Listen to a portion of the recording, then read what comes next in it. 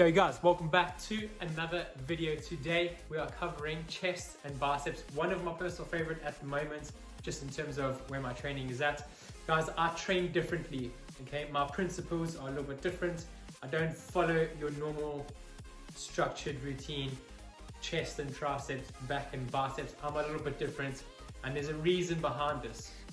You'll see in the video, and it'll start to make sense exactly why I train the way that I train. I get to optimize my training time, I get to optimize the muscle groups that I'm working, and it just pays off really well. So first, come with me, let's have a little coffee. Okay guys, as we go with the content, you'll start to realize I just do things differently because I see things differently, and I find things work better for me. So I've already brewed the coffee, guys. When it comes to milk, I don't use dairy. I try to avoid it as much as possible. I eat cheese, ironically.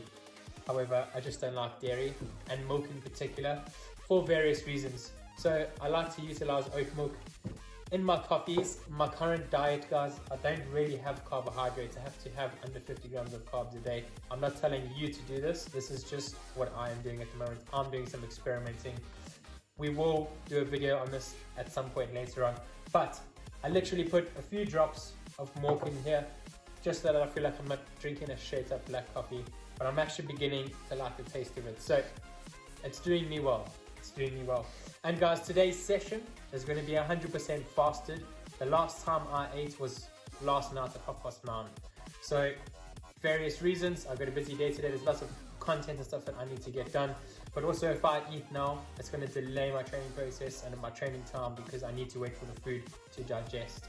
So we're going fasted, we're going for it full tilt, full speed ahead. Yeah, buddy. Just speak of something quickly, and that is agonist and antagonist muscle groups. And the reason why I'm going to train the way that you're going to see in this video now, the reason why I always train like that is because it's so important not only to balance out your body, but also, like I mentioned earlier, you optimize your time in the gym. So for example, if you've got 1 hour to train, okay, and you're doing, for example, a push day, so chest and triceps.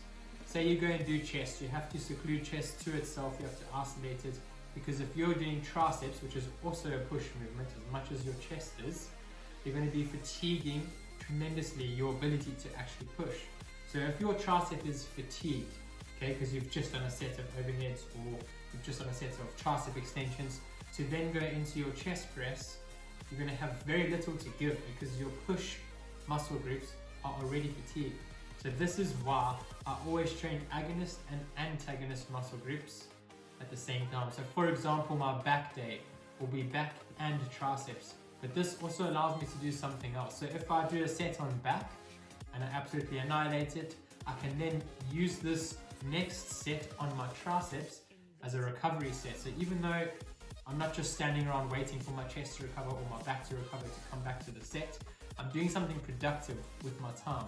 I'm actually hitting a set of triceps without fatiguing my ability to do my pull movement because I'm not hitting my bicep, I'm hitting my tricep. So agonist and antagonist, you're doing opposites. Okay, so it makes a lot more sense. It makes so much more sense to be able to, if you're on a tight time schedule and this is something you struggle with to fit a session in, this is something I highly advise you incorporate into your sessions. Agonist, antagonist. Back and triceps, chest and biceps. I'm not telling you have to go and do this. This is something that's worked for me amazingly over the years. And like I say, you just get to optimize your time in the gym, your productivity in terms of working the muscle groups. So this is entirely at your discretion and entirely down to you and how it fits with your lifestyle. But this is something that's really worked for me over the years, and it's allowed me to really optimize my training. Till then,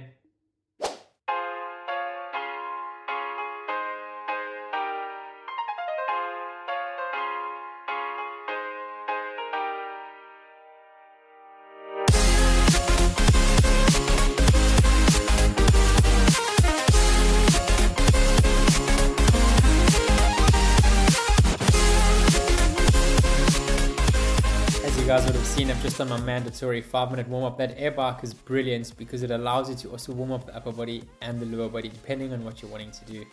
Over here guys, you'll see still in the jumper, first few sets I always do lightweight and high volume. This is just a nice way to really connect with the muscle groups. And I really advise you use this time just to warm up, especially when it comes to shoulder joints, elbows, wrists. So just prepare the body. Let's go.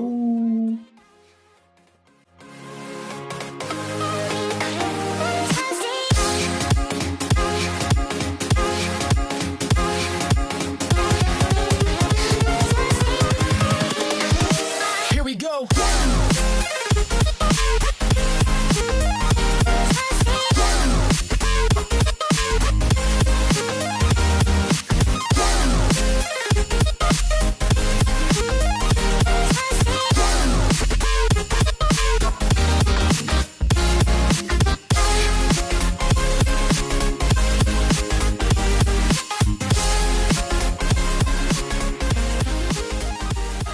Earlier when I was telling you guys I train a little bit differently, you'll start to notice this.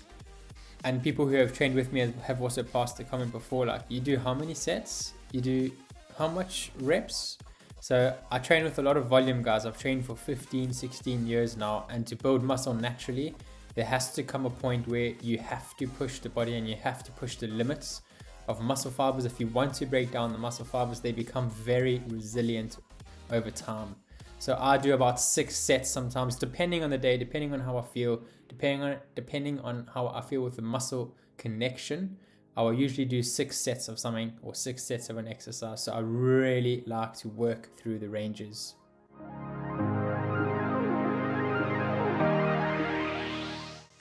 This doesn't happen very often, guys. This gentleman passed me my dumbbell. I was quite taken back. The generosity. But nice to know that there's some people out there.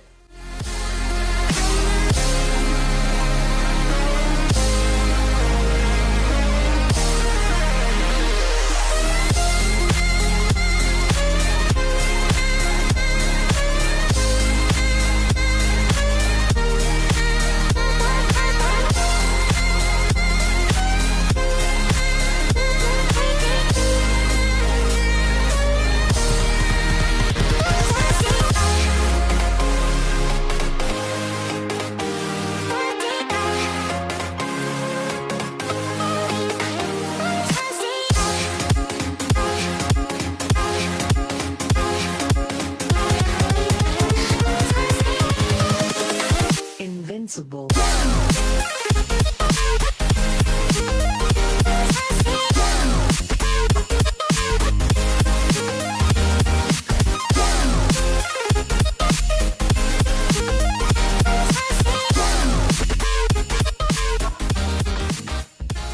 You guys will see here I've incorporated some side lateral raises with a slight angle. Look at my bum position, look at my shoulder position.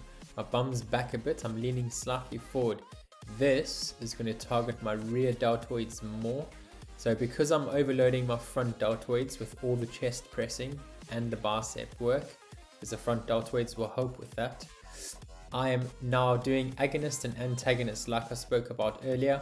I'm targeting more rear delts and just really balancing out the shoulder joint, otherwise I'll start to get a bit overloaded on the front deltoid. So this just helps me to alleviate that by strengthening all the other aspects.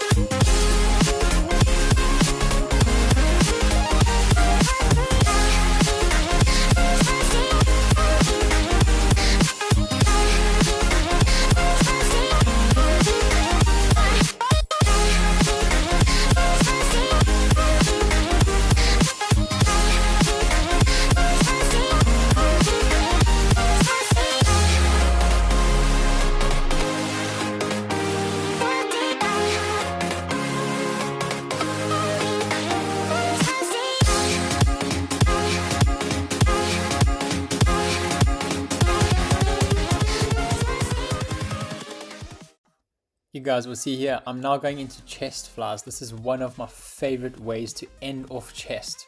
Go fairly light, do not compromise the shoulder joint. With these guys, a little secret tip I learned the hard way through years of experience.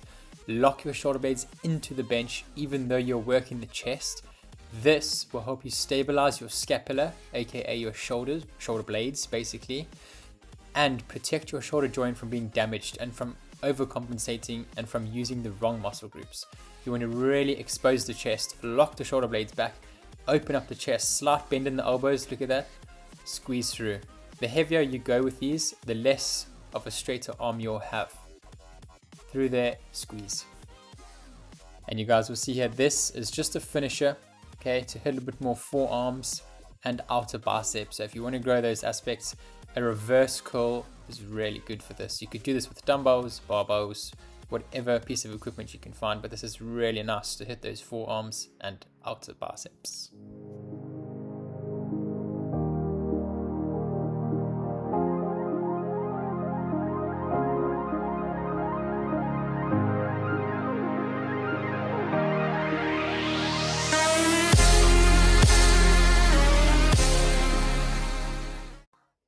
You guys will see here, this is how I like to just finish off my chest by stretching the bicep, the anterior deltoid, so front of your shoulder, and your pectoralis major, minor, basically your whole pec muscle. Very, very nice, just to open up everything because you've done the whole anterior side of your body, so the whole front section. Now we're just stretching it out. Make sure you do these, guys.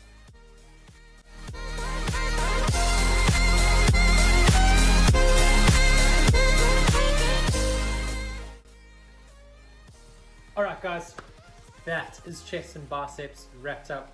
As you would have noticed, I didn't use a single machine, and that's just personal preference. I used to have a lot of shoulder issues when I was younger because I used to do a lot of machine work, but I used to force my body into positions. That's the beauty of doing dumbbell work.